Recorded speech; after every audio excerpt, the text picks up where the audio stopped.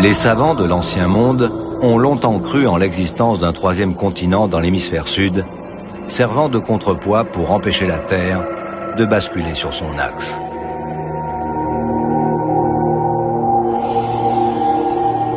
Lorsqu'au XVIIe siècle, les explorateurs hollandais longent ces rivages, ils croient le découvrir. Mais l'Australie n'est qu'une grande île parmi les centaines composant l'Océanie.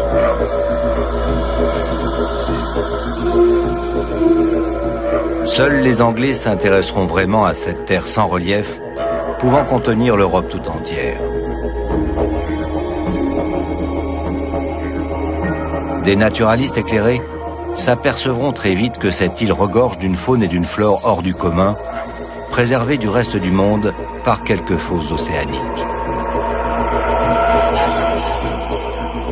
En revanche, les voyageurs de l'époque ne rapporteront que peu d'informations sur les indigènes de la Grande Terre australe. Indignes de l'intérêt des colonisateurs, ils seront rayés de leur propre monde. Pourtant, les aborigènes, ces prétendus sauvages, peuplaient l'ensemble de l'Australie. Ils étaient indissociables de leur terre, ils l'avaient façonnée.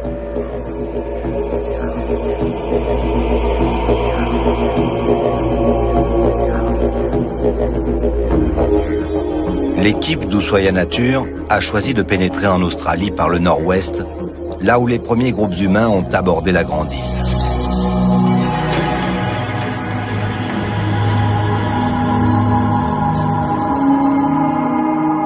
Talbot Bay, dans l'archipel des Boucaniers, semblait donc l'endroit idéal. Deux portes taillées dans l'un des plus anciens paysages de la planète permettent à d'énormes marées de près de 15 mètres d'amplitude de remplir une large vallée fluviale, laissant apparaître sous le regard de Nicolas Hulot les chutes d'eau horizontales.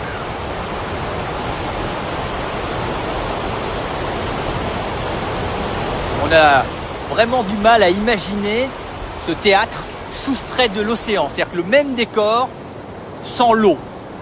Et pourtant, c'est très certainement à pied sec que les premiers occupants de l'Australie, il y a quelques dizaines de milliers d'années, abordèrent ce territoire à la dernière glaciation, cette même glaciation qui permit aux Indiens d'Amérique de franchir le détroit de Bering en profitant de l'abaissement général du niveau des mers et qui facilita probablement la traversée de la mer de Timor des premiers aborigènes, cette mer de Timor que l'on a face à nous et qui à l'époque ne devait être qu'un étroit corridor maritime. Et peut-être même aussi qu'encore plus facilement, ils ont traversé le détroit de Torres à pied, car lui aussi devait être libre d'eau à cette époque. En tout cas, c'est passionnant de voir combien les cycles climatiques ont déterminé les grandes migrations humaines et donc quelque part l'histoire de l'humanité.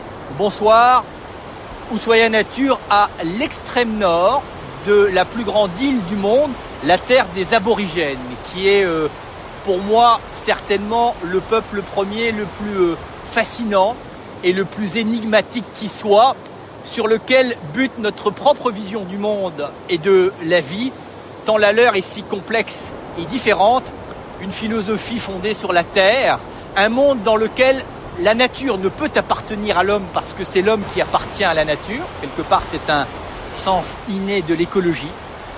Et en tout cas, on va profiter de l'éclairage rare et précieux de quelques aborigènes et autres spécialistes pour tenter de nous initier à cette culture si subtile et riche à la fois.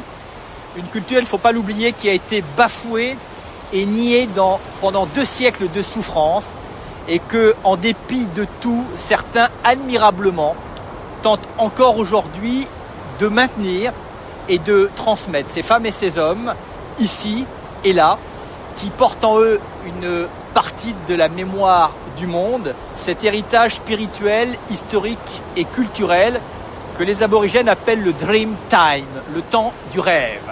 Un concept où la mythologie et la réalité se mêlent en permanence et où il est très difficile pour nous de discerner ce qui appartient dans leur esprit au présent, au passé et au futur, peu importe, on va vraiment se laisser mener dans ce voyage initiatique dans un univers aride mais tellement magnifique. Ce sera une occasion inespérée pour nous d'honorer ce peuple trop méprisé et puis peut-être de revisiter nos propres certitudes.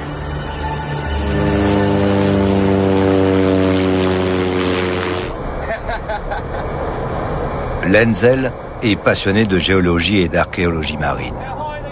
Il consacre une partie de son temps à chercher la trace des premiers aborigènes arrivés sur ces côtes. Len va rejoindre Nicolas pour lui proposer de participer à ses travaux.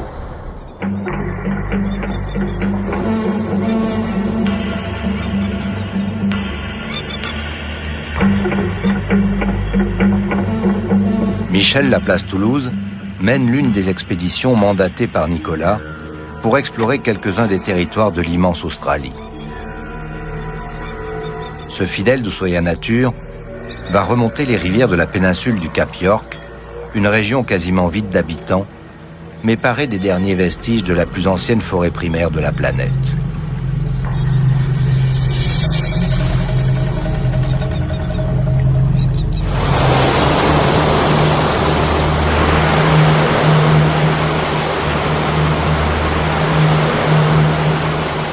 Lenzel, après avoir améri entre les îlots de l'archipel des Boucaniers, se porte immédiatement à la rencontre de Nicolas. Ce dernier va profiter de l'embarcation de Len pour quitter son balcon privilégié donnant sur les chutes d'eau horizontales. Comme le reflux de marée est pratiquement terminé, le torrent qui grondait dans les trois corridors s'est assagi et autorise désormais la récupération de Nicolas.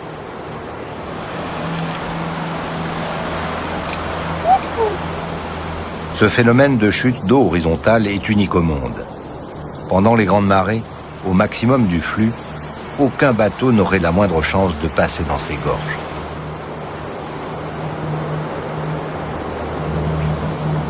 C'est un bel endroit pour arriver en Australie. Bienvenue, c'est un pays magnifique. J'adore cette porte. La porte des rois. 2 portes pour pénétrer dans l'Empire aborigène. Len, mais est-ce qu'on sait quand James Cook est arrivé ici, combien il y avait d'aborigènes? C'est controversé. Peut-être entre 1 et 3 millions de personnes. Mais environ 90% sont morts de maladies apportées par les Européens. Grippe, rougeole, lèpre, etc.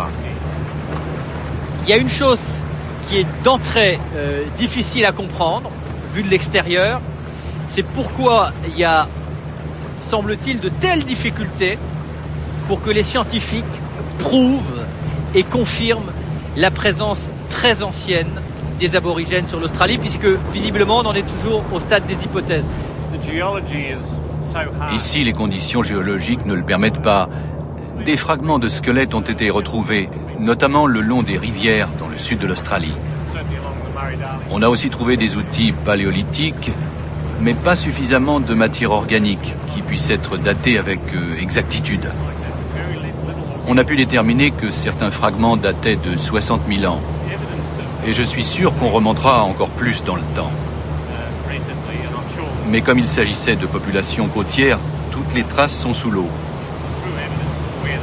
Le niveau de la mer ayant augmenté de 130 mètres depuis 20 000 ans, tout a été englouti. Len, on va vous retrouver à la fin de notre voyage. Qu'est-ce que vous espérez dans vos recherches trouver comme nouvelles preuves? Nous plongeons actuellement près de la grande barrière de corail, dans une série de grottes sous-marines qui se situent à une profondeur de 33 mètres. Certaines ont pu servir d'habitation. Nous allons y prélever des carottes sédimentaires et j'espère de tout cœur trouver sous le sédiment marin des sédiments terrestres. Et mon rêve le plus fou serait de découvrir à l'intérieur de ces sédiments terrestres du charbon ou toute autre trace de vie humaine remontant à cette époque. Alors à bientôt sur la barrière de corail.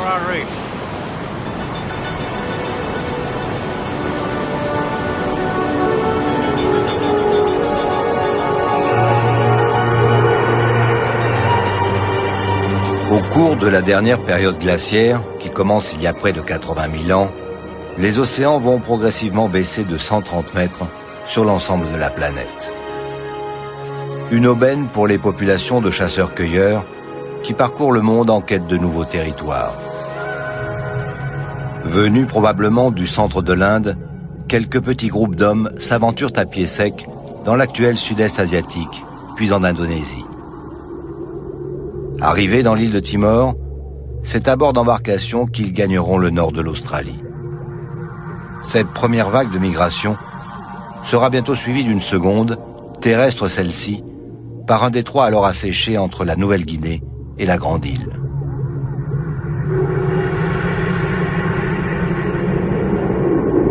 Puis l'eau remontera lentement pour atteindre il y a 10 000 ans environ son niveau actuel. Entre-temps, ces hommes, les ancêtres des aborigènes, auront vécu sur des rivages maintenant situés sous plusieurs dizaines de mètres d'eau.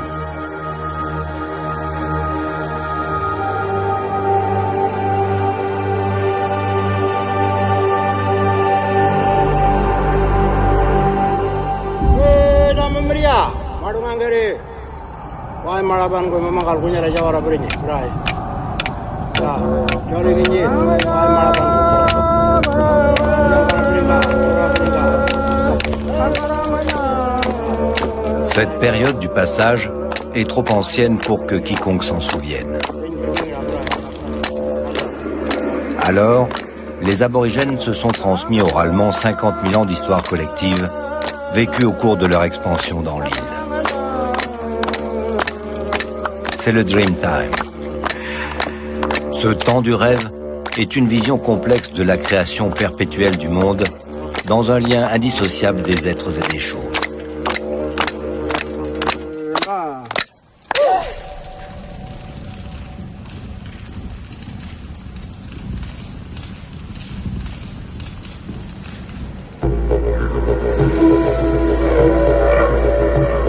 Selon les croyances aborigènes, les grands ancêtres ont modelé un univers jadis informe. Chaque paysage, chaque rivière, chaque rocher conserve la mémoire de ces événements.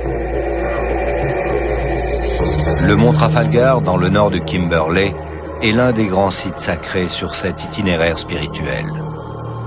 Nicolas y retrouve Cathy Piotta, une jeune aborigène ayant fait ses études en Europe. C'est lui le fameux mont Trafalgar là-bas?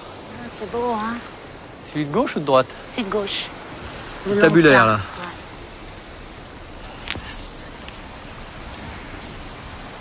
On a quand même un peu de mal à imaginer que dès lors que les Anglais ont débarqué sur cette terre, ils ont considéré que c'était une terre inhabitée, faisant quasiment abstraction de la présence des aborigènes. D'abord, l'étymologie du mot aborigène, ça veut dire, si on en croit l'origine latine, depuis l'origine. Et donc, dans la conception des aborigènes, là, on ne se soucie pas des preuves. C'est la mythologie et la réalité qui se confondent pour ne faire qu'une seule histoire. C'est que les aborigènes demeurent convaincus aujourd'hui que leur présence est là depuis l'éternité. Ah, vous demandez à n'importe qui en Australie, n'importe quel aborigène, ils ont toujours été en Australie. Et c'est prouvé dans leurs histoires du rêve, leurs cérémonies, dans leurs peintures. Ça s'est transmis de génération en génération, oralement. Et ils sont persuadés qu'ils ont toujours été là. Comment les aborigènes voient l'origine des choses? Il y a une histoire qui revient principalement, c'est le serpent arc-en-ciel, qui a tendance à revenir dans toutes les régions de l'Australie. Et ça, c'est un dieu spécifique qui était une femme et qui est la mère créatrice de la Terre. Bon, on va aller dire bonjour au serpent arc-en-ciel. Hein? D'accord. Le serpent arc-en-ciel est une figure mythologique majeure du monde aborigène. Ses fils, les frères Éclair, ont choisi le mont Trafalgar pour faire un pont entre les forces du ciel et celles de la terre. En équilibre entre ces forces, le ballon d'Ushuaïa permet à Nicolas et Cathy de faire un survol respectueux du site sacré. T'inquiète pas.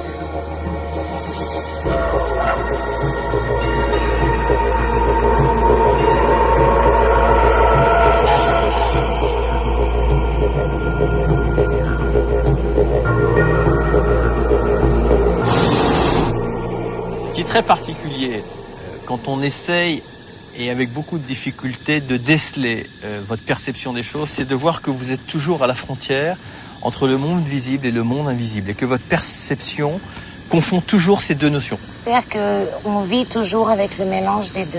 Même en étant devenus plus ou moins occidentaux en même temps, il y a toujours le rêve, il y a toujours les ancêtres, les esprits.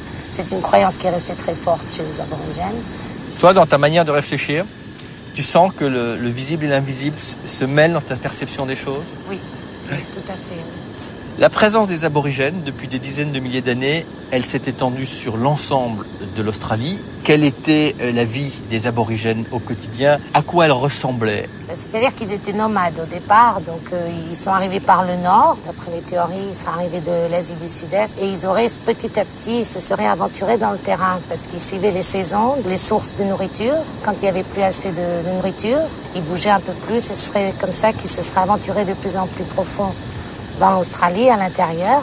Et de là, ils pensent que ça a pris 2 ou 3 000 ans pour traverser l'Australie et arriver en Tasmanie. À l'arrivée des Anglais, on a une idée de combien de groupes linguistiques différents il y avait sur tout le territoire australien, y compris la Tasmanie? On pense à peu près 600 langages à l'arrivée de James Cook. Et maintenant, comparé, il y en a presque plus de 200. Et bon, ce sont des dialectes? Bon, les langages, c'était un groupe de langages qui avait plusieurs dialectes. Donc, il y a aussi une autre théorie. Il y aurait peut-être jusqu'à 250 000 dialectes différents parlés en Australie. On dit que dans la région d'Arnhem, il y a à peu près 60 ans, il y avait encore des aborigènes qui n'avaient jamais vu aucun blanc. C'est exact? Oui, oui. Et pas seulement dans la région d'Arnhem.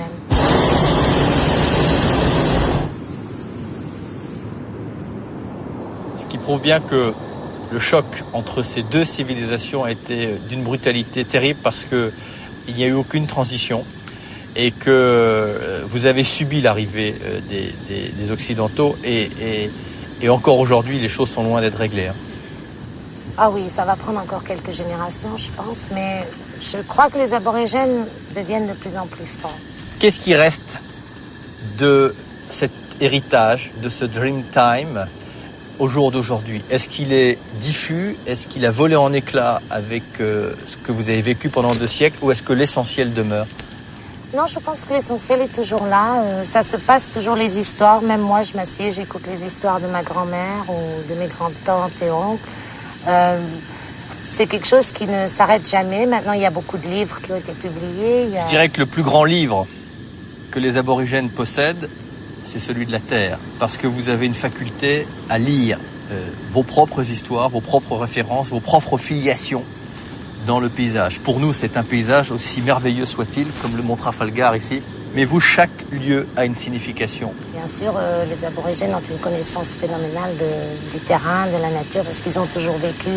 Ils ont une relation avec la terre qui est très forte. C'est même plus qu'un lien, c'est que vous faites un tout avec tout ce qui vous entoure, aujourd'hui, hier et demain. Et ça crée une seule et même sphère. C'est votre sphère spirituelle. Oui. Vous n'êtes pas dissocié de la nature. Les aborigènes étaient les premiers à avoir un système écologique complet avant que les colonisateurs arrivent. Et ça s'est maintenu au fil des années, malgré tout ce qui s'est passé en Australie.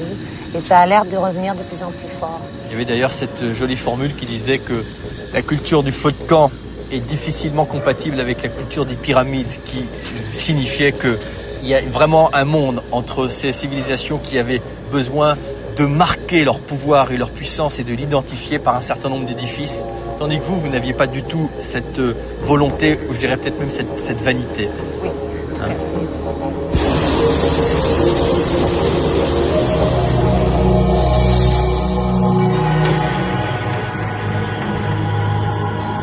Ushuaia Nature va maintenant remonter vers le nord, au travers de vastes étendues isolées.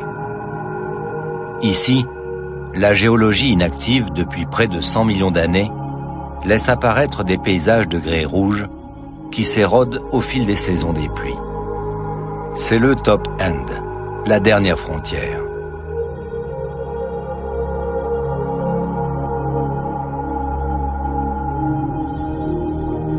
D'immenses étendues de bush recouvrent la terre d'Arnhem, dont la plus grande partie appartient aux aborigènes. Région pratiquement fermée aux voyageurs, elle abrite des petites communautés coupées du monde 6 mois sur 12, quand les pistes gorgées d'eau ne sont plus praticables.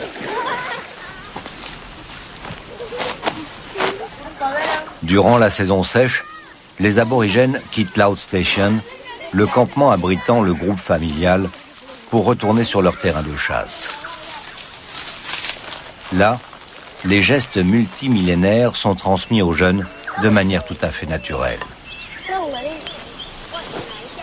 Des abris provisoires sont dressés sur les lieux décrits par les récits des générations précédentes et nul n'aurait l'idée de pénétrer sur le territoire d'une famille voisine qu'aucune clôture ne délimitera jamais, hormis celle du rêve.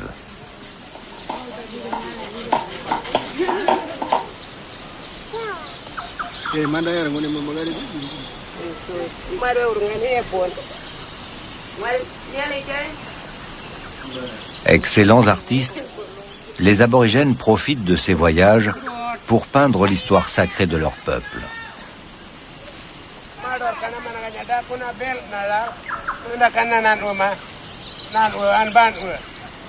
Ce lien avec la nature, ce sentiment de liberté, fait que de nombreux aborigènes des territoires du Nord préfèrent rester dans leur communauté même si les conditions de vie y sont sommaires, plutôt que d'émigrer en ville, là où la perte de leur culture est inéluctable.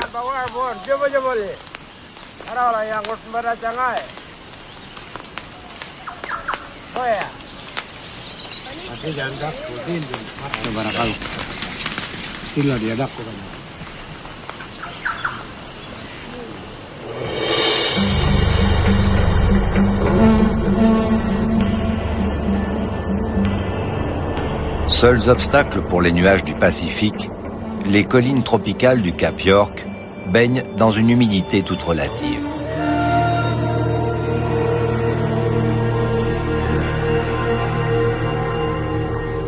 Dans cette forêt dite pluvieuse, identique à celle couvrant l'ensemble de la Nouvelle-Guinée, Michel Laplace-Toulouse a rejoint Darin Storch. Ce biologiste y étudie la faune depuis près de 20 ans.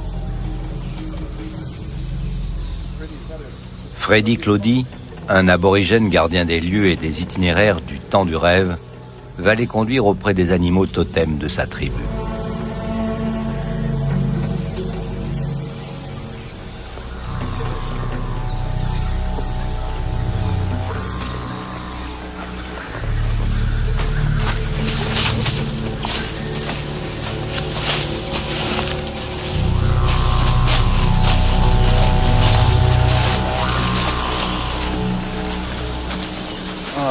Je venais chercher des œufs ici quand j'étais enfant.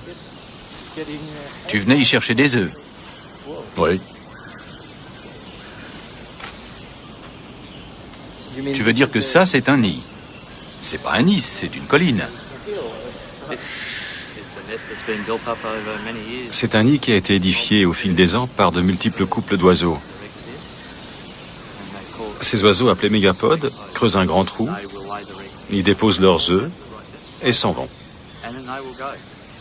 Combien de temps pour bâtir un tel nid? Oh, une vingtaine d'années. Freddy, tu venais ici quand tu étais enfant. Tu avais quel âge? J'avais environ 10 ans. Comme c'est une source de nourriture pour les aborigènes, ils ont la connaissance des endroits où se trouvent ces nids dans la forêt. Le frère de Freddy m'a aidé il y a des années à repérer des nids de cacatoès noirs. Il m'a transmis son savoir. L'oiseau, là, il fait quelle taille? À peu près haut comme ça. C'est déjà un bel oiseau.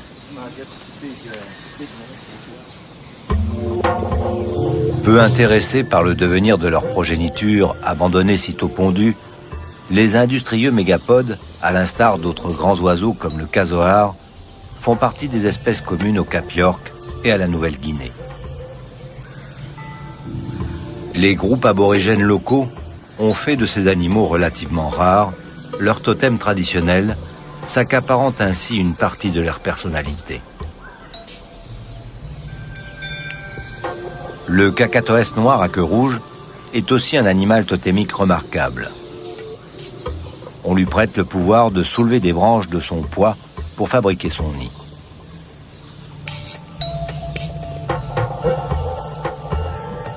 Le cacatoès de palmier est, lui, difficilement observable. Timide et discret, il hante ces forêts de l'Iron Range seulement aux heures les plus sombres de la journée.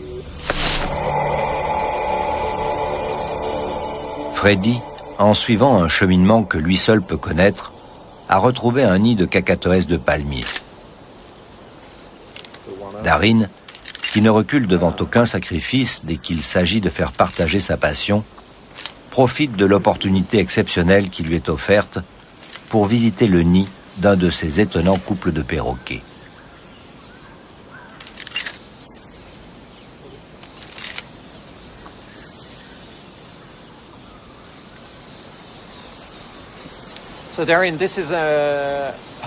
C'est bien un nid de cacatoès? Oui, absolument, c'en est un. Il est dans sa toute première phase de construction. Le cacatoès de palmier est l'un des rares à faire cela. Il entasse des brindilles à l'intérieur du tronc pour construire son nid. Tu veux dire que ceci a été coupé par un oiseau? Oui, et au bout de nombreuses années, l'entassement des brindilles crée une plateforme à l'intérieur de l'arbre. Et quand elle atteint environ cette hauteur, ils commencent à y pondre leurs œufs. Jusqu'où monte-t-elle? Passe-moi ce bâton, je vais essayer de sonder.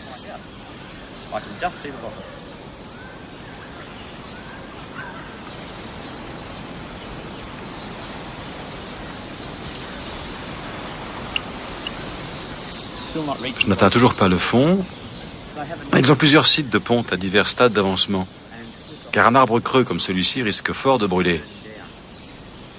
Ils ont donc d'autres troncs à proximité où ils entassent des brindilles. Si l'un est détruit, ils se rabattent sur un autre. Tu connais bien ces oiseaux, Freddy? Oui, ce sont des oiseaux diaboliques. Il faut être prudent avec eux. C'est pourquoi ils sont protégés. Des oiseaux diaboliques, tu veux dire qu'ils portent malheur? Pour les gens des alentours, ils portent malheur. Si on les dérange dans leur nid, en leur volant leurs œufs, ils peuvent faire en sorte qu'on s'égare dans le bush et qu'on ne retrouve plus son chemin. Et tu crois qu'on va le retrouver, nous? Oui, oui.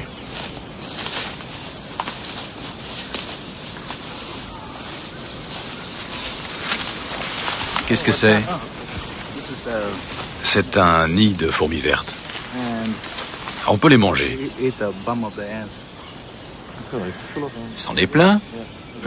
Tu peux goûter. Ce sont des fourmis comestibles? Oui, oui. Comestibles, oui. Et pourquoi on en mange? Oh, c'est bon contre la grippe, la congestion nasale, des choses comme ça, la toux. C'est cette partie qu'on mange? Oui, oui. On peut les mélanger à de l'eau dans un bol. Tu veux en goûter une? C'est citronné. Ok, on prend la fourmi et on la croque doucement. Oui, ça a effectivement un goût de citron. On sent les pattes s'agiter contre les lèvres. Ce n'est pas très agréable, mais... Pour en tirer tous les avantages, on les mélange dans un bol. Ça devient laiteux avec un léger goût acidulé. Donc c'est surtout à usage médicinal. Quand on tue un cochon sauvage et qu'on l'accroche, ça permet aussi d'éloigner les mouches de la viande. Je peux en avoir une autre? C'est pas ça qui manque.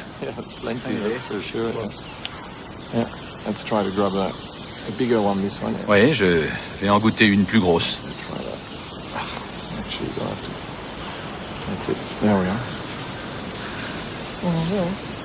Oui, c'est vrai que c'est pas si mauvais que ça. Hé les gars, venez voir ça. Un bébé python vert.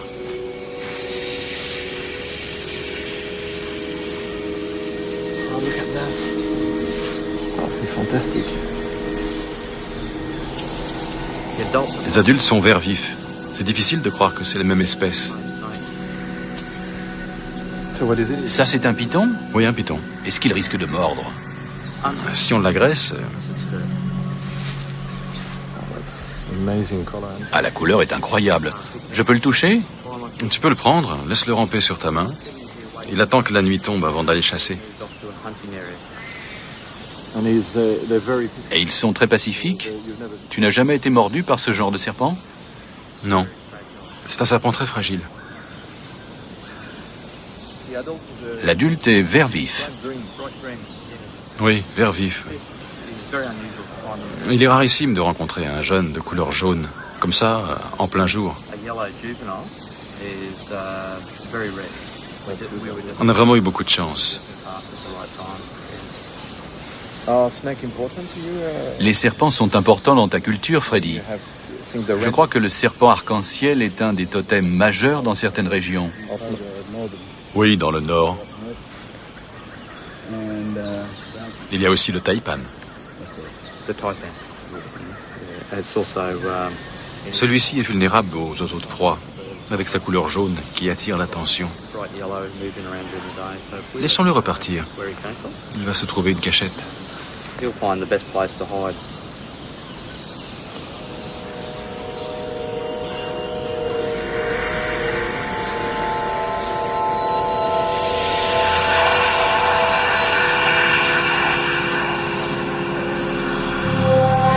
Il existe 690 espèces de reptiles en Australie et certains peuvent être autrement plus dangereux que le python vert.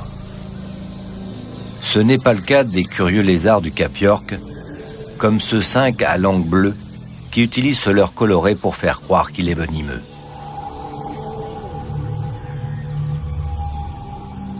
Autre tricheur remarquable, le moloch. Il compense sa petite taille, moins de 20 cm, par une débauche d'épines. Mais il n'impressionne que les insectes.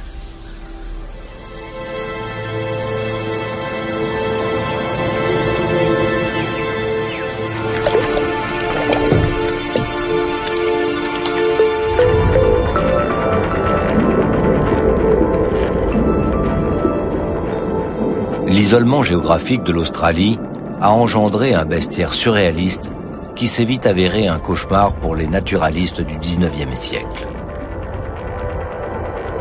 Au nord du Queensland, dans les rivières du Cap York, a été découvert l'animal le plus étrange de la création.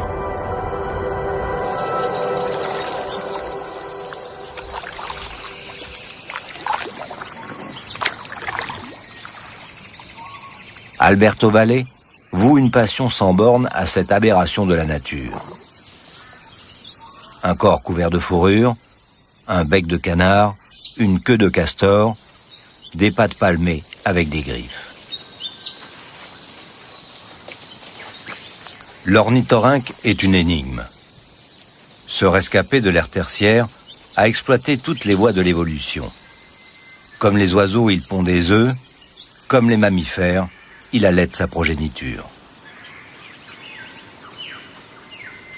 Animal totémique pour les aborigènes depuis le temps du rêve, l'ornithorynque serait né d'un œuf pondu par une jeune cane désobéissante, abusée par un rat.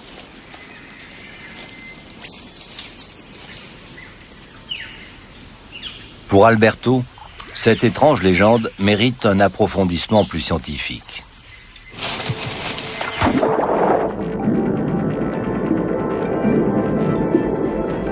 Difficile à observer, l'ornithorynque est un glouton capable d'ingurgiter la moitié de son poids, soit plus de 1 kg toutes les 24 heures.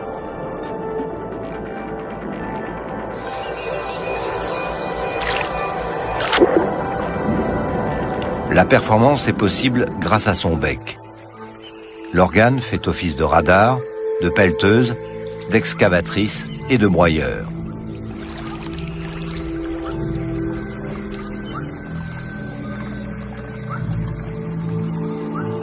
L'animal ingurgite toujours sa nourriture à la surface. À peine repu, cet agité permanent repart tel un bulldozer, chambouler de fond en comble le lit de la rivière.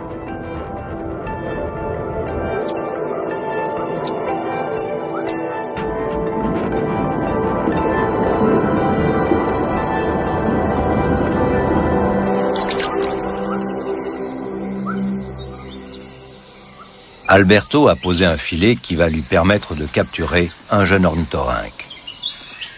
Mais la Barron River n'est pas un long fleuve tranquille. Certains de ses hôtes sont assez dangereux.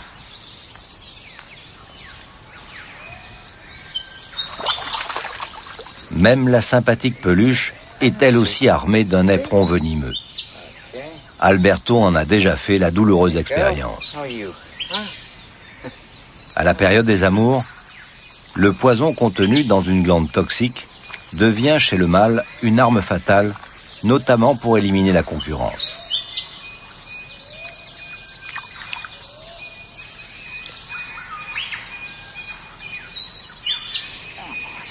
L'ornithorynque capturé est déjà passé entre les mains expertes d'Alberto. Le scientifique est en effet parvenu à fixer des puces émettrices sur quelques jeunes individus pour suivre la croissance et le comportement de cet animal vraiment hors du commun. Come on, a little bit more. 41.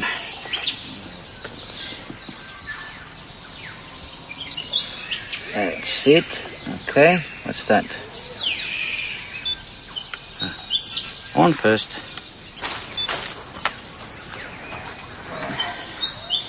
How are you? Huh? Hmm? Not lactating? Shush. You're very energetic, actually. Aren't you? Aren't you? You're very energetic, aren't you? You're cute. Okay. Where do you go?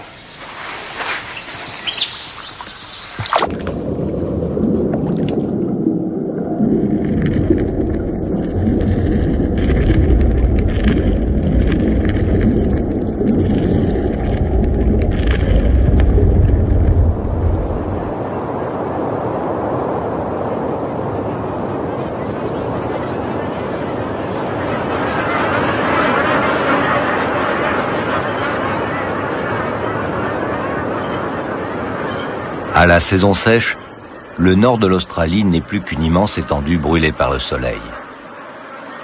Les billabongs, des points d'eau permanents, concentrent alors toute la faune ailée de la terre d'Arnhem.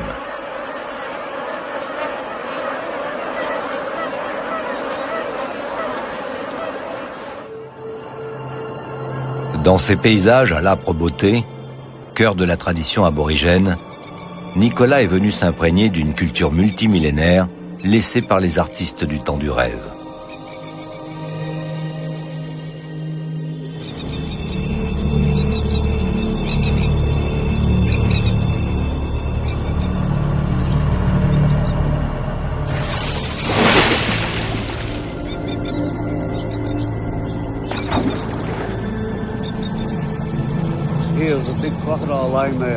Max Davidson, qui conduit Nicolas à travers les billabongs, possède une autorisation délivrée par le Conseil des aborigènes pour se rendre sur ces sites hautement spirituels, préservés aussi par la peur qu'inspirent les nombreux crocodiles.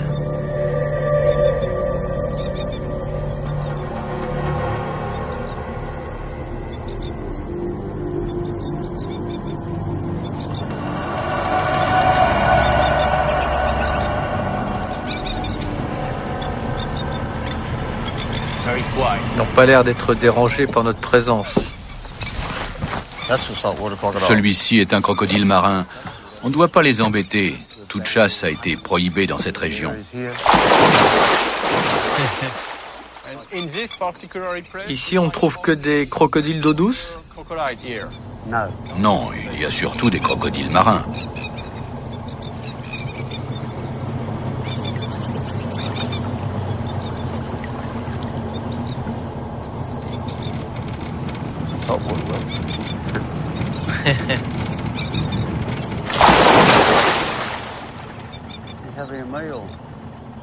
Il prend son repas.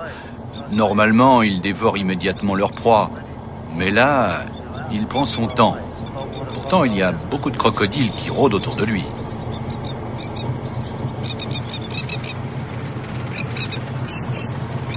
Celui-là, c'est un salty? Oui.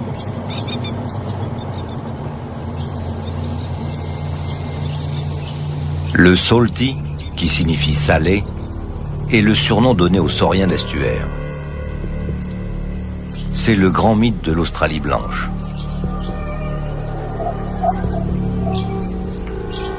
Ce monstre pouvant atteindre 7 mètres de long pour un poids supérieur à 1 tonne, fait ici office de loup-garou.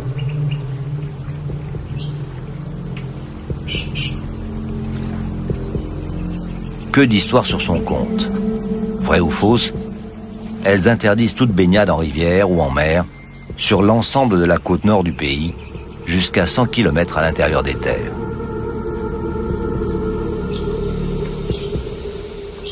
Nageur de haute mer, il passe facilement d'une île à une autre. Opportuniste, il dévore tout ce qui passe à sa portée. Requins, bétail et même le chien du voisin. Cela ne semble pas effrayer outre mesure les aborigènes qui cohabitent depuis longtemps avec le vieil ancêtre apparu au tout début de l'ère secondaire.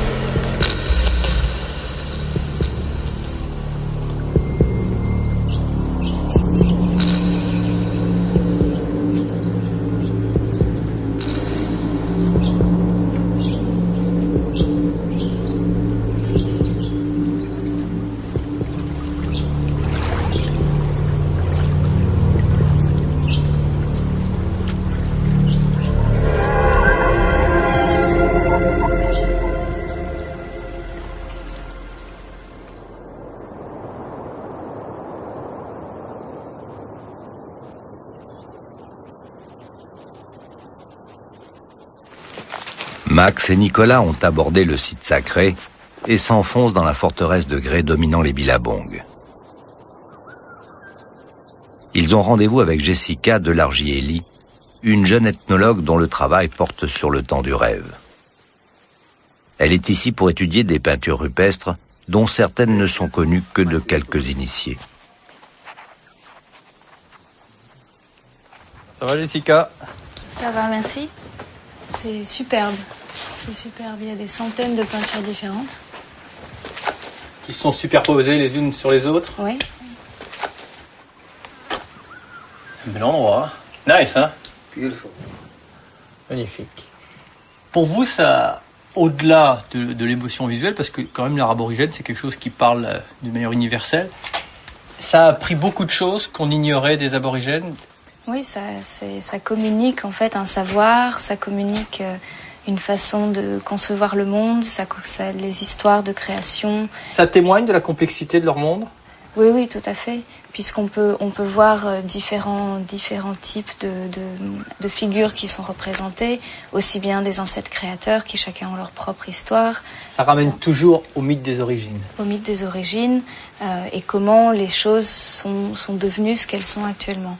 Mais aussi, on peut voir des scènes de chasse et les peintures qu'on dit à rayon X, où on voit l'intérieur du corps des animaux avec leurs organes, qui en fait servent à apprendre l'anatomie des animaux pour la découpe. Et ça, c'est propre à cette région? C'est propre à la terre d'Arnhem, oui. La peinture rupestre, c'est un art sacré quasiment ininterrompu chez les aborigènes depuis des dizaines de milliers d'années. Oui, qui continue encore sur les supports modernes de nos jours.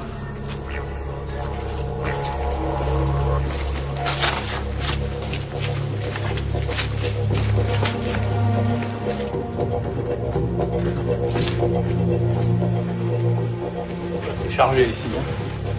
Ah, everywhere, wherever you look. Il y en a partout, hein, les peintures. Oui. Un bateau à voile. Quite possibly European. Probablement l'influence des invasions européennes. Évidemment, c'est très récent. Pas forcément. Ça aurait pu être un bateau hollandais qui était dans cette région bien plus tôt, donc 17e siècle. Ici, les peintures peuvent avoir été réalisées il y a des dizaines de milliers d'années ou seulement quelques décennies.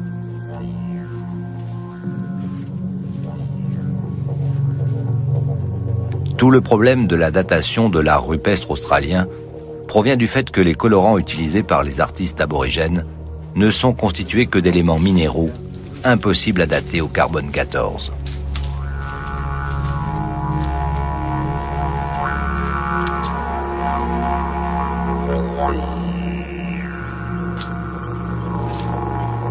Si l'oxyde de fer, cette belle poudre rouge, avait été mêlé à un quelconque liant organique, comme du charbon de bois, cela aurait permis au moins de lever un pan du voile, régnant sur l'époque où les aborigènes se sont installés dans le nord de l'Australie.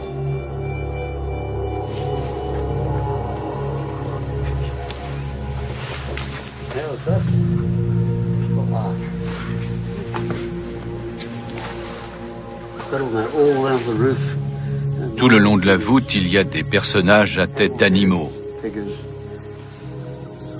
Voici un personnage masculin. Il est en train de faire quelque chose à un personnage féminin.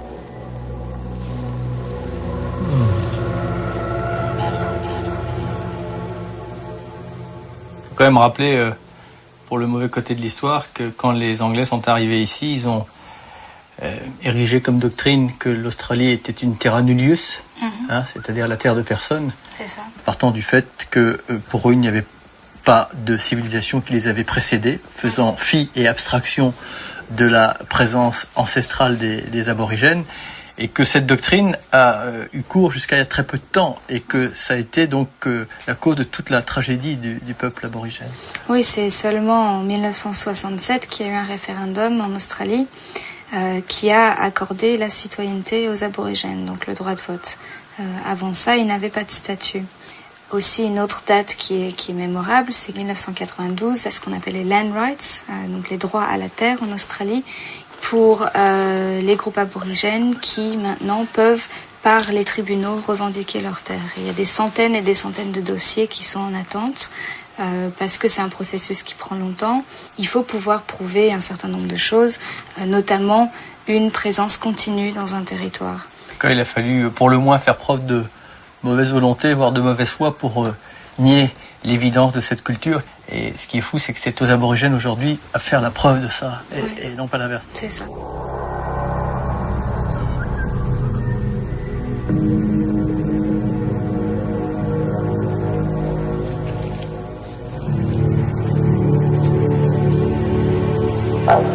Max a demandé à Charlie Mungalda, gardien du sol par sa famille, l'autorisation de se rendre dans la grotte du serpent arc-en-ciel.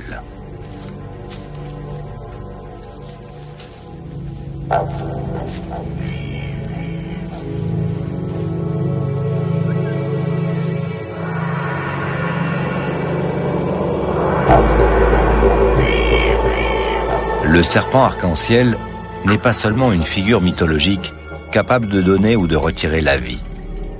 C'est aussi un animal réel, un python d'eau de plus de 3 mètres, dont les écailles dorsales, agissant comme un prisme, décomposent le spectre de la lumière.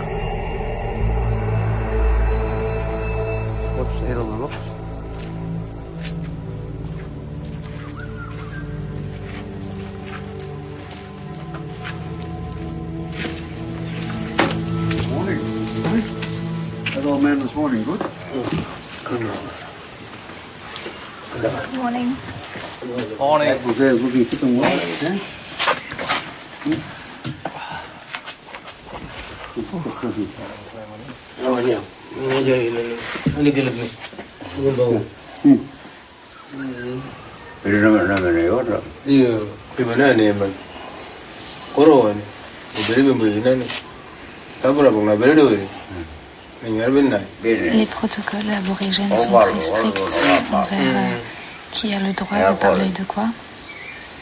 Et Charlie, qui est donc du groupe linguistique Amudak, qui sont les gardiens des lieux, c'est le seul qui a le droit d'autoriser les gens. Et donc là, ce qu'ils font, c'est de la diplomatie. Ils suivent le protocole et il faut qu'ils parlent pendant un certain temps ensemble pour que le vieil homme Thompson puisse ensuite parler.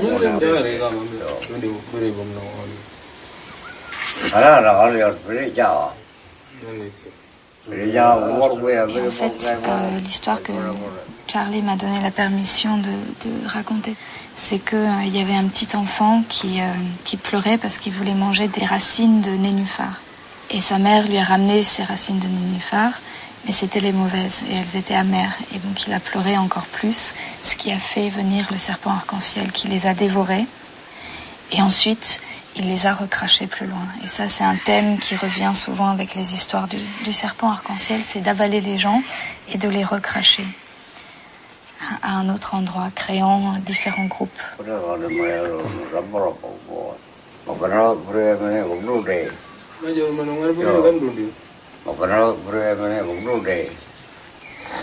Et dans leur esprit, à ton avis, qu'est-ce qui appartient au mythe et qu'est-ce qui appartient à la réalité? C'est une histoire qui est une fondation de certaines lois sociales et de certains comportements. Là, l'histoire qu'ils nous ont racontée, c'est le niveau le plus superficiel de l'histoire. C'est-à-dire que maintenant, quand les enfants pleurent de nos jours, ils leur disent d'arrêter parce que c'est dangereux de pleurer trop fort. Il y a certainement des dizaines de niveaux différents à cette histoire, mais nous, on a le droit d'entendre que le premier niveau. Ce qui est extraordinaire, c'est de voir avec quelle précaution, quel protocole on doit délivrer une histoire. Chez nous, on parle des mythes et des légendes avec une facilité absolue. Ici, on a l'impression qu'on touche au sacré. Oui, tout à fait. L'accès au savoir n'est absolument pas égalitaire et libre. Tout le monde ne peut pas savoir tout. Et chaque histoire, comme ces histoires représentent les fondations de la société, de la loi, de la morale, de tout, de l'individu, elles sont gardées de façon très stricte. Et c'est pour ça que seuls les anciens ont l'autorité de raconter les histoires. Thank you, Charlie. Thank you.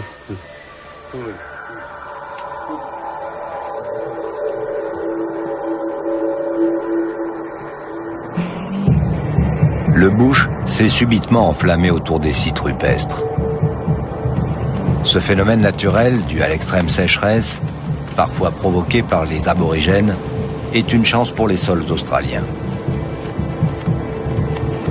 Ushuaïa Nature va maintenant poursuivre sa quête auprès de ceux qui vivent leurs rêves, plutôt que de rêver.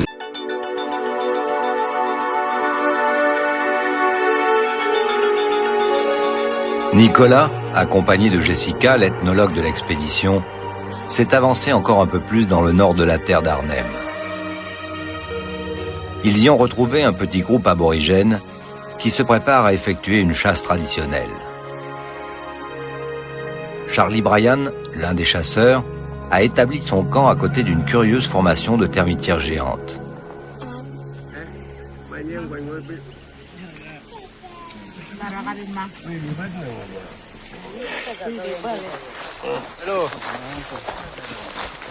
C'est ta famille, Charlie? Oui. C'est ton bâton de feu? Oui. On s'en servait pour faire du feu. Montre-moi.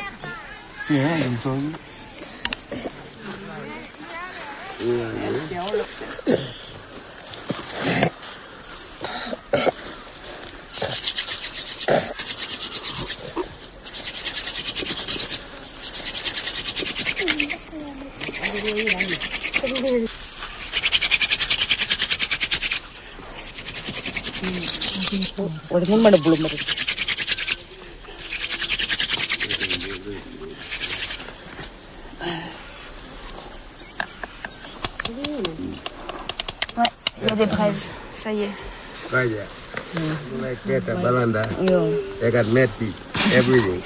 Le vieil homme dit que les blancs ont des allumettes. Eux, ils ont que ça depuis très très longtemps. Mais maintenant, ils ont des allumettes. Bravo, Charlie. Oh, Gamak. Nice. Superbe. Qui est-ce qui t'a appris à faire du feu? Son père.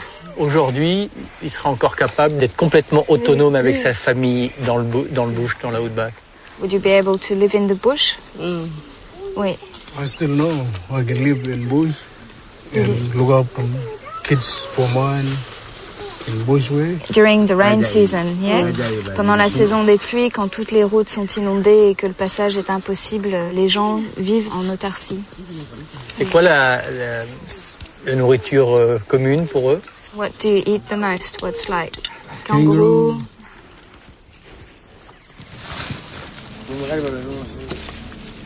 Les hommes se sont éloignés du camp pour rejoindre une zone du bush proche d'un billabong asséché.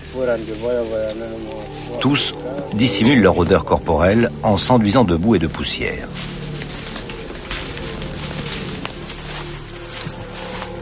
Chaque rabatteur utilise alors un faisceau d'écorce pour mettre le feu.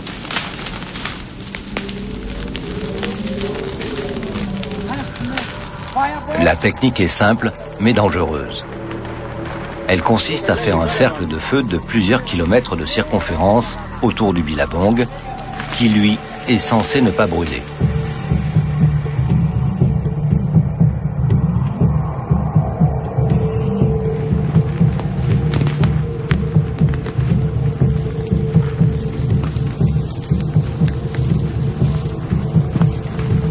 Quand le cercle de flammes se referme, les deux chasseurs se dirigent alors vers le centre de celui-ci, là où les kangourous courent se réfugier.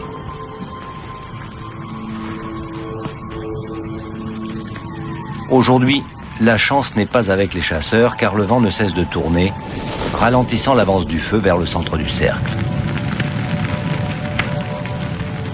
Beaucoup d'animaux vont avoir le temps de fuir. Pour Charlie et Geoffrey, cette chasse est importante. Un vieil homme du clan souhaite organiser un ultime festin traditionnel avant de mourir.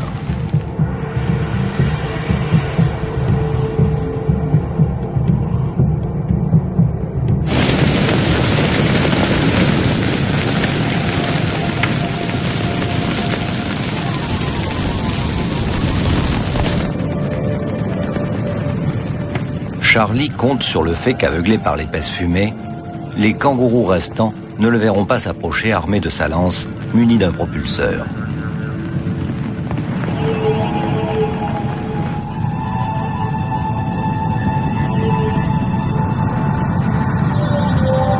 Sauvés par le vent, les kangourous ont cependant fait respecter la tradition. Le feu, qui a dévoré plus d'une centaine d'hectares, a purifié l'esprit des défunts. De plus, il a aussi contribué à la régénération d'un sol très pauvre et permis la repousse de jeunes plantes étouffées par l'excès de végétation morte.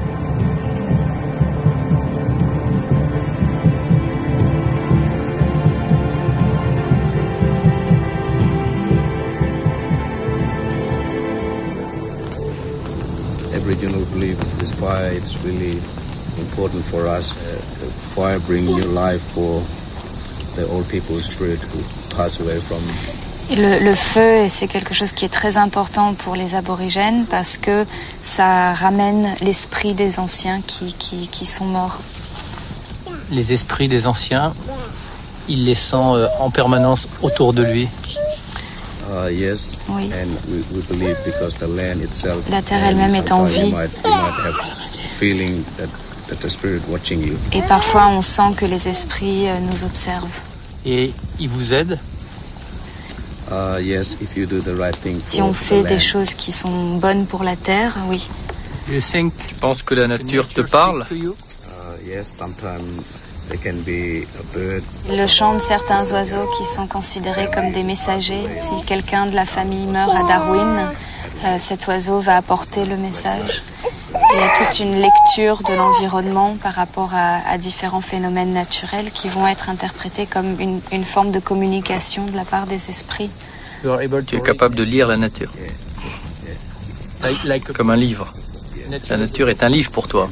To me, I believe that it's like open college. When you listen to the sound of C'est comme une université. You listen water.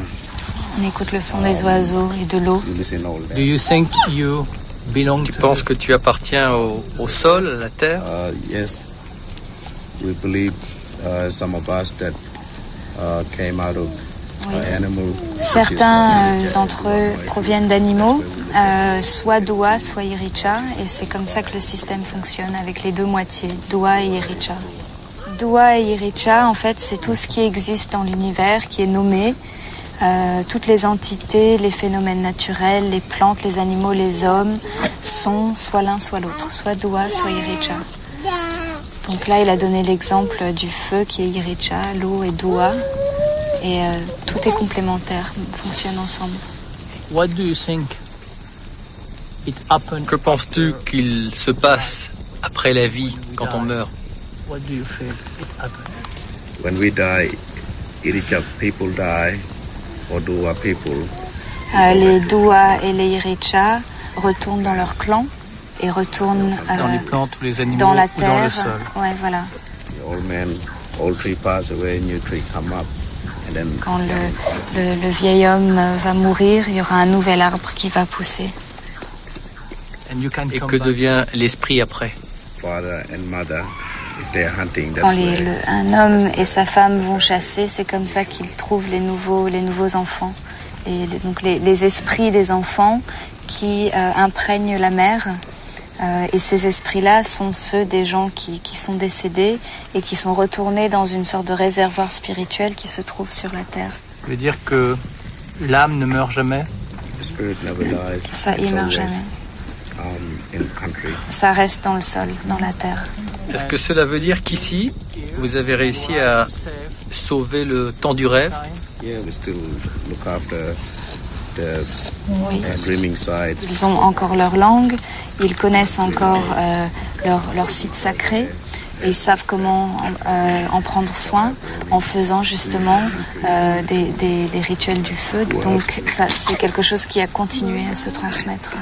Sometimes we do like this. We do like this. And in that way we're giving him Parfois, 5 quand cents. le geste qu'il a fait de chauffer sa main et de le mettre sur le front d'un enfant, ça lui, pour lui enseigner, ne vole pas, ne quémande pas, écoute ce qu'on te dit. Quand ils grandiront, ils vont écouter ce qu'on leur dit et ils vont savoir ce qu'il faut faire. Je pense que tous ces enfants, plus tard, sauront préserver cette culture. This culture. Yes, if we stay on country, live on country. S'ils restent sur leur terre et qu'ils continuent de parler leur langue et que la famille reste groupée en tant que famille sur leur terre, oui, ça, c'est un savoir qui continuera à être transmis. And the kids take over. Et les enfants sont en train de reprendre le flambeau.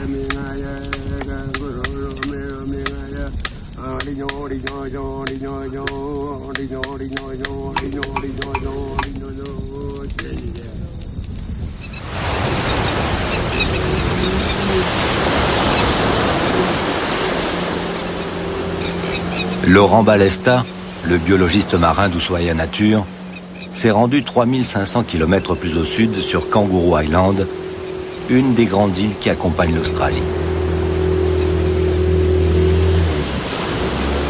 Avant de plonger dans les eaux froides de la grande baie faisant face au continent antarctique, il choisit de s'aventurer sur ces côtes très escarpées.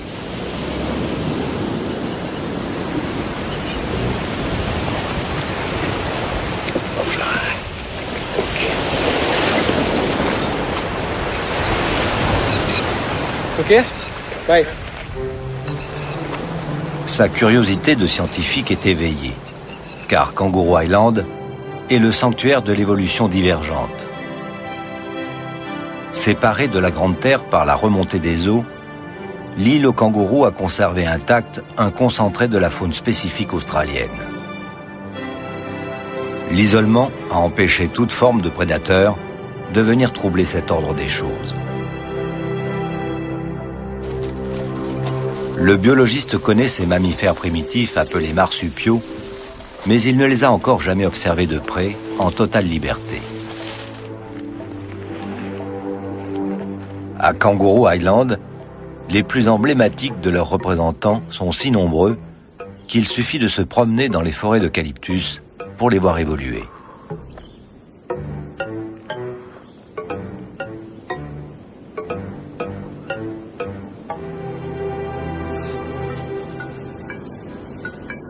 Lorsque les aborigènes ont investi l'Australie, les koalas étaient déjà là depuis plus de 15 millions d'années. À l'arrivée des Européens, ils furent chassés pour leur peau et disparurent de beaucoup d'endroits. Ce fut le cas sur Kangaroo Island.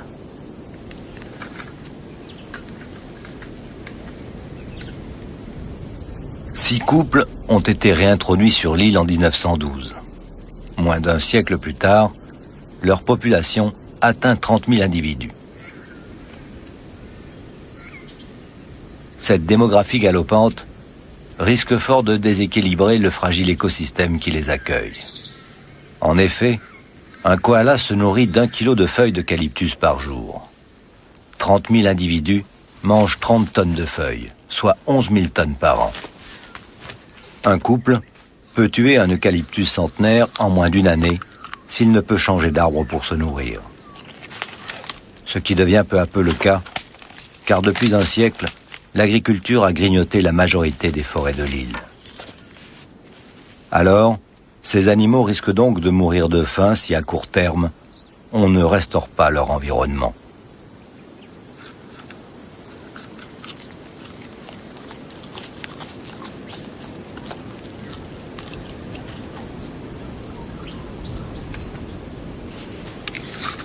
Les koalas dégustent seulement les feuilles de 10 espèces d'eucalyptus sur 700.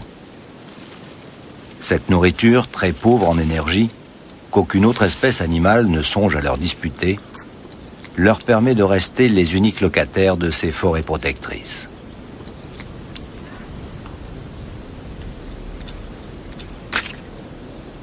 Et quand un autre mammifère, dit supérieur, tente de squatter leur habitat, ce sont les branches fragiles de ces mêmes eucalyptus qui cèdent sous son poids.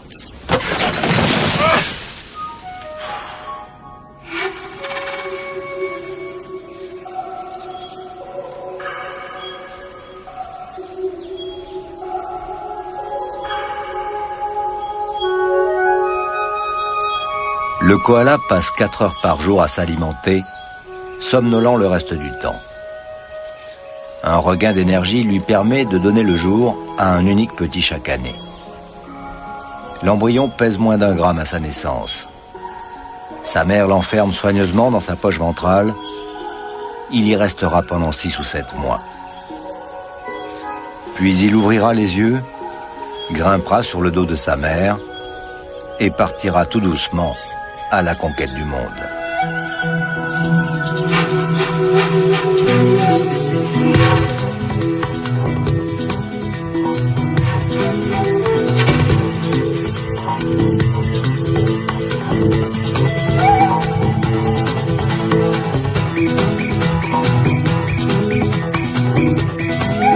Sur les 200 espèces de marsupiaux que compte l'Australie, 50 sont des kangourous.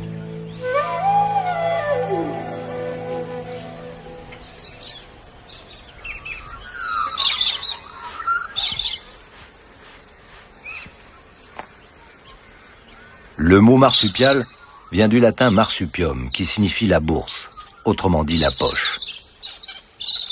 Cette poche fait toute la différence avec les mammifères placentaires. Lorsque le minuscule kangourou sort du ventre qu'il a conçu, une trace de salive maternelle le guide vers le refuge, où il finira sa maturation. En effet, comme le petit marsupial est un très grand prématuré, la poche fait office de couveuse.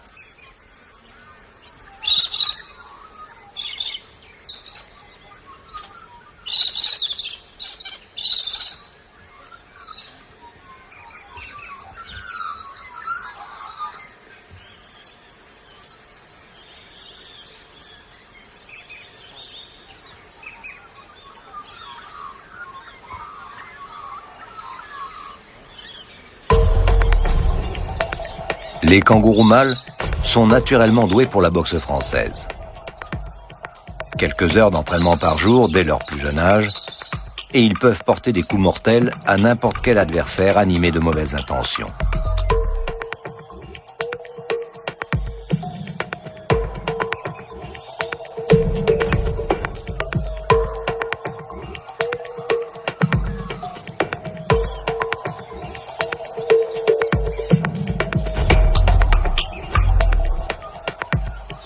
Ce ne sont pas les kangourous qui ont fait partir les aborigènes de Kangaroo Island. Présents sur l'île durant plusieurs dizaines de milliers d'années, ils ont préféré rejoindre l'Australie après la fin de la glaciation, malgré la présence indéniable d'une faune variée et comestible. L'absence de grands espaces, sans doute. Laurent Balesta a rejoint la côte sud de l'île. Battu par les vents, le littoral abrite une multitude de phoques et d'otaries à fourrure qui profitent des eaux froides portées par les courants australes.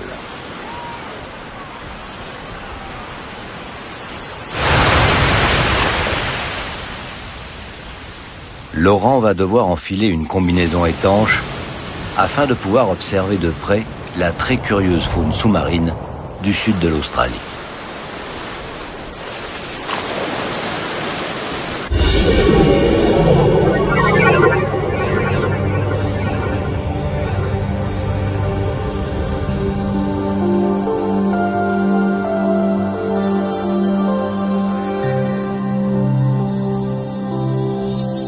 La mise à l'eau du biologiste provoque la venue immédiate du plus sympathique des gardiens du lieu.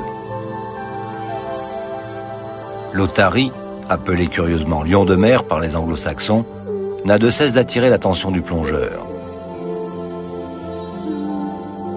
Une histoire d'amour est en train de naître.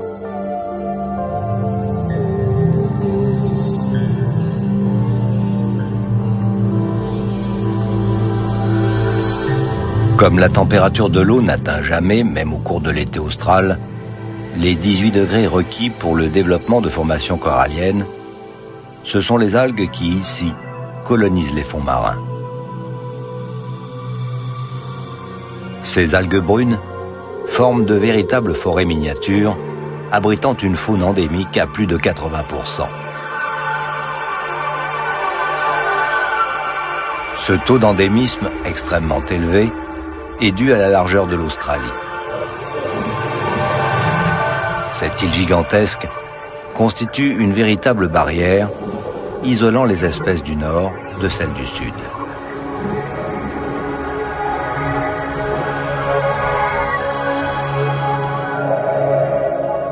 La plus étonnante créature croisée par Laurent dans le vaste champ d'algues semble sortie tout droit du bestiaire des contes fantastiques moyenâgeux. Et pour cause, c'est un dragon de mer. Sa rareté n'a d'égal que son étrange silhouette. Elle semble avoir été décorée par un artiste aborigène ayant puisé son inspiration dans le temps du rêve.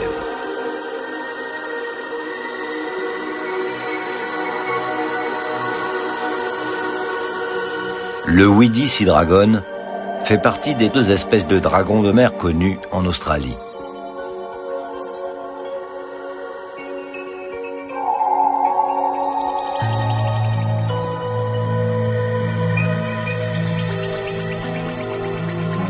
Si le dragon de mer semble flotter au gré des courants, c'est qu'il n'est guère équipé pour les déplacements véloces.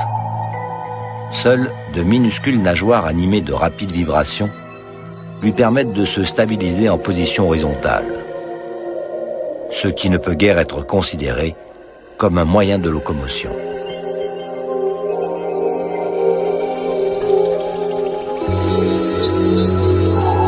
Ne pouvant fuir ses prédateurs, le dragon des mers est passé maître dans l'art du camouflage.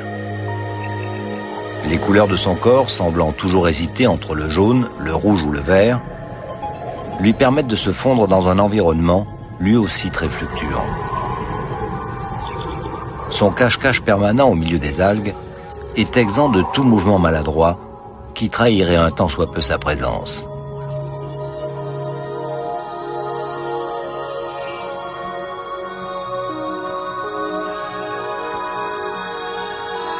Comme chez les hippocampes, c'est au mâle qu'est dévolue la lourde responsabilité de la progéniture. Une fois lents, les mâles commencent à enfler et leur couleur s'intensifie. Les femelles déposent alors un long ruban d'ovules qui s'incruste dans le sillon ventral du mâle. Ce dernier les féconde à travers sa peau, qui va durcir jusqu'à former de petites coupelles, pouvant contenir plus de 200 œufs.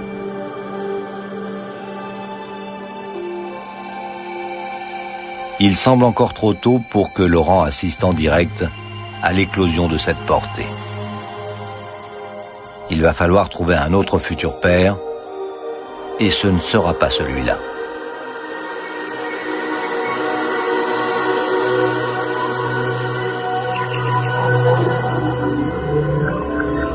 Soudain, une sorte de salade vivante apparaît dans le champ visuel du plongeur.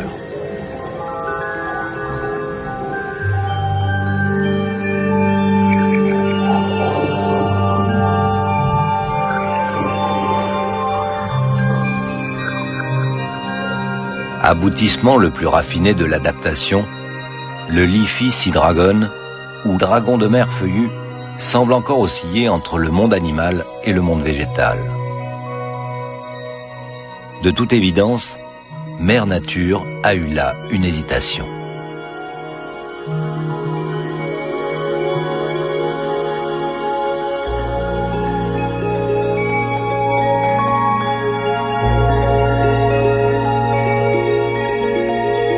Chaque détail de la parure de cette créature est minutieusement étudié pour se fondre dans le décor.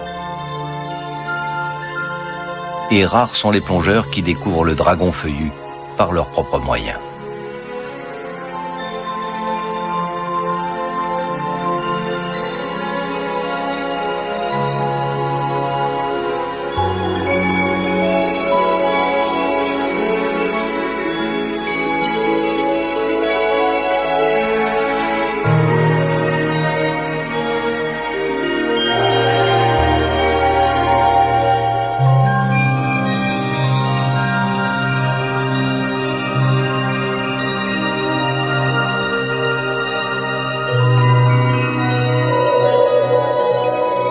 Intégralement protégés le long des côtes australiennes, leur seul habitat connu sur la planète, les dragons de mer feuillus évoluent généralement entre 15 et 20 mètres de profondeur.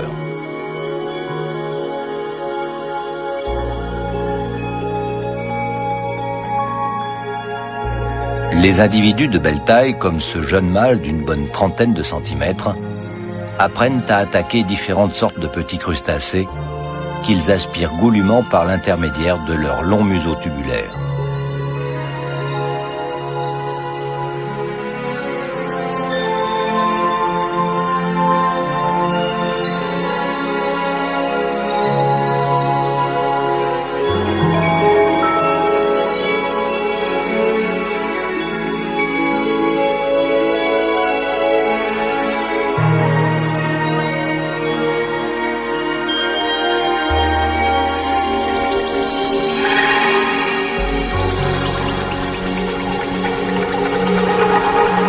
Laurent Balesta n'a aperçu au cours de sa plongée que des dragons de mer feuillus immatures lorsqu'un individu porteur de quelques œufs fait son apparition. Il semble que cette fois-ci, il soit déjà trop tard pour assister à une éclosion. La plupart des coupelles sont vides et les rares œufs qui subsistent sont couverts de minuscules algues.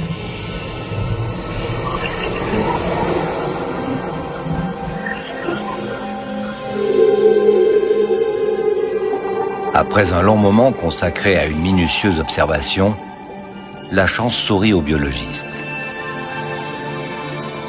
Au milieu de ce qu'il avait pris pour des vestiges d'œufs déjà éclos, un petit alevin se déroule de sa position compactée et se laisse glisser du ventre de son père vers les algues accueillantes.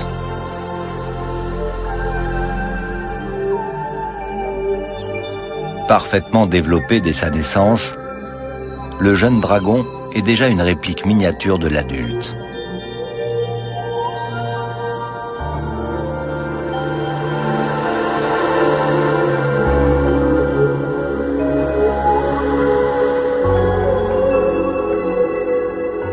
Dans quelques semaines, le petit animal se parera des flamboyantes couleurs de son père et évoluera une dizaine d'années dans le dernier endroit où les légendes peuvent encore s'inspirer de dragons de toutes sortes.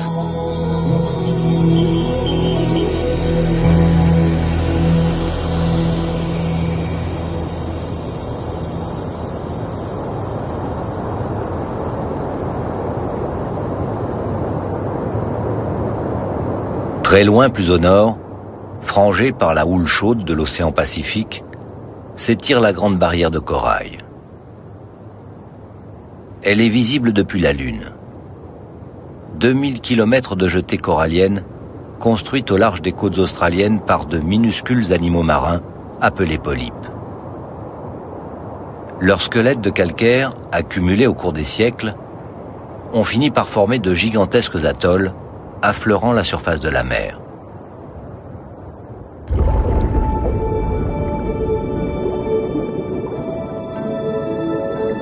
Ces jardins sous-marins sont une arche de Noé. 1500 espèces de poissons, 4000 de mollusques, 10 000 d'éponges trouvent refuge et nourriture au milieu de 350 sortes de coraux multicolores aux formes débridées.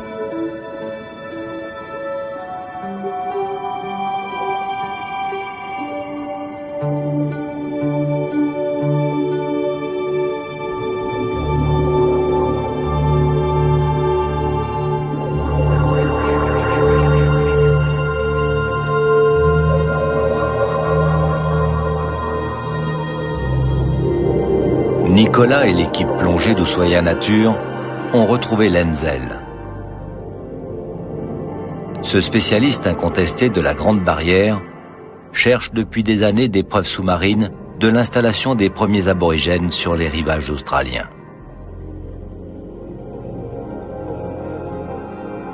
Il a fini par trouver une série de grottes immergées à 30 mètres de profondeur.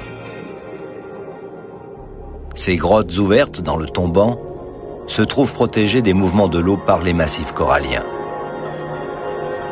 Donc, s'il existe une possibilité de faire des recherches avec quelques chances d'aboutir, c'est à cet endroit précis qu'il faut chercher.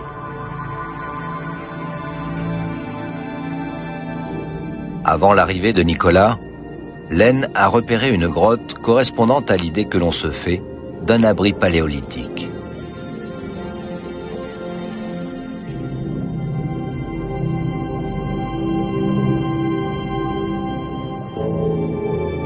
La visite de la grotte est rapide, une quinzaine de mètres de longueur pour quelques mètres de profondeur. Des concrétions se sont formées, masquant une partie de l'entrée.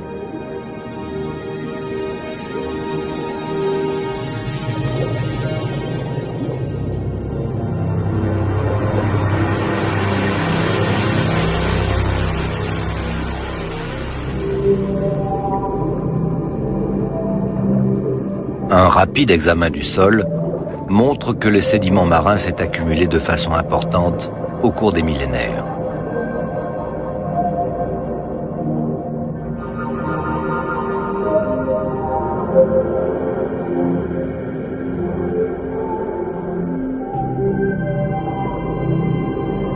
Lenzel met Nicolas à contribution pour effectuer un premier carottage. L'idée est de trouver sous le sédiment marin du sédiment terrestre et dans ce dernier des traces de substances carbonées ou de matière organique. Dans un cas comme dans l'autre, cela signifierait que des hommes ont fait du feu et pris des repas pendant une longue période dans ce type d'abri.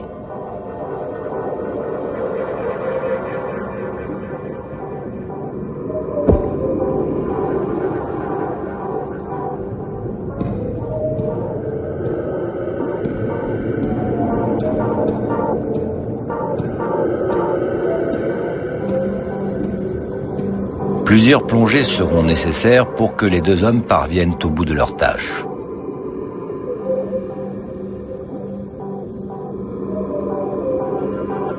Lenzel est ici à son affaire. Même si la découverte de vestiges oubliés du temps n'a que peu de chances d'avoir lieu dans une première exploration du site, il conserve la foi du chercheur. On va bien sur Mars tenter d'y repérer une quelconque trace de vie, sans être sûr du résultat.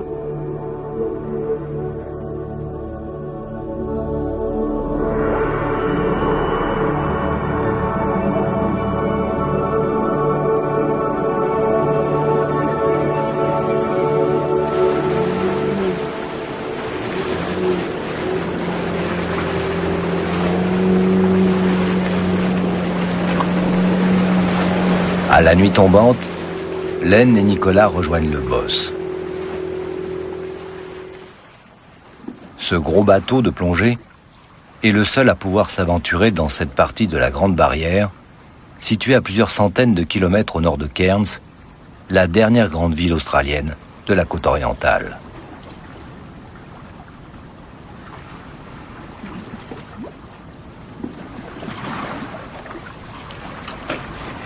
Où est-ce qu'on a plongé? On a plongé ici, à l'extrémité du lagon de Tijo Reef. Sur les 3000 récifs que compte la Grande Barrière, c'est l'un des 2 ou 3 qui sont susceptibles de receler des informations. Ce qui est intéressant, c'est de voir sur une échelle de 400 000 ans, toutes ces pointes ici sont les périodes de glaciation où le niveau des océans a baissé. Et compte tenu que la cave est à peu près à 30 mètres de profondeur, on trouve ici des périodes où effectivement ces cavités ont pu être visitées. Donc tu es content avec ce qu'on a trouvé? C'est très excitant parce que dans la plupart des grottes, on ne trouve que de petites quantités de sédiments, alors qu'ici, les carottages atteignent 3 mètres. On peut regarder? La minute de vérité. C'est intéressant. Tu vois cette coloration? Il faut analyser l'ensemble du matériau sombre pour y trouver un changement. Une technique consiste à utiliser le rayonnement ultraviolet. Avec cette lampe, quand on regarde, tu vois ces taches blanches? Cela indique peut-être la présence de sulfure d'hydrogène résultant de la décomposition de matière organique. Personne n'a encore fait ce type de recherche. Alors, tout est possible. Qu'est-ce que pensent les aborigènes d'ici de tes recherches?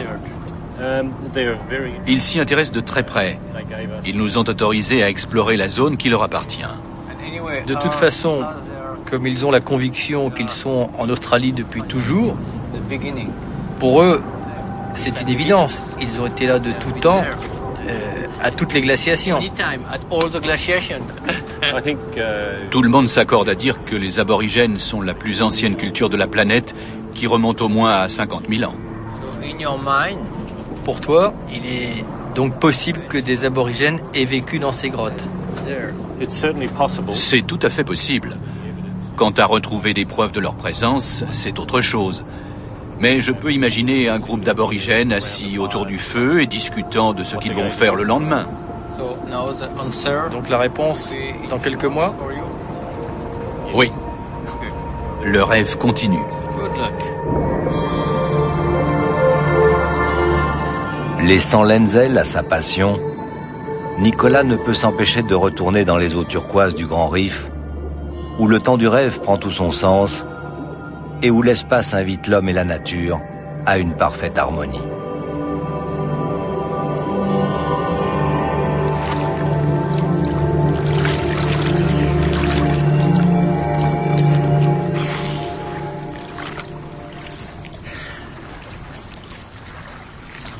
Quand on s'immerge comme ça dans les eaux de la Grande Barrière de Corail, dans ce foisonnement de vie et cette profusion de formes et de couleurs, on ressent plus encore la pertinence qu'ont les aborigènes de maintenir ce lien spirituel avec tout ce qui est vivant et cette nécessité qu'ils ont de célébrer en permanence la Terre et les héros du Dreamtime, ces héros du temps du rêve qui ont façonné justement cette planète. Et c'est vrai que dans notre monde matérialiste et compétitif, on a trop tendance à oublier que nous faisons partie d'un tout et peut-être que nous devrions plus souvent nous pencher vers le beau, vers le grand et le vrai pour nous maintenir au seuil de la conscience.